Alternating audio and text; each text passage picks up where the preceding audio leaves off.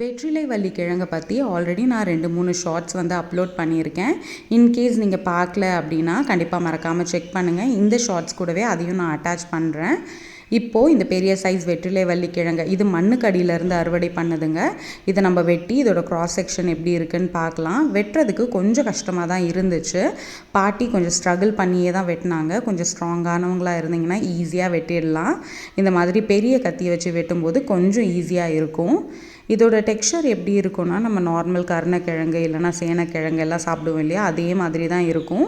ஆனால் கருணக்கிழங்கெல்லாம் இப்போ நீங்கள் ஃப்ரெஷ்ஷாக ஹார்வெஸ்ட் பண்ணியோ இல்லை கடையிலேருந்து வாங்கி சாப்பிட்டிங்கனாலும் நாக்கில் ஒரு நமப்பு இருக்கும்.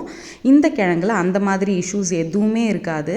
ஈவன் தோ இது இப்போ பார்க்குறதுக்கு ஒரு மாதிரி பிசு பிசுன்னு இருந்தாலுமே கூட இதை லைட்டாக நீங்கள் வாஷ் பண்ணிவிட்டு ஸ்டீம் பண்ணி சாப்பிட்டிங்கனாலே அவ்வளோ நல்லாயிருக்கும்.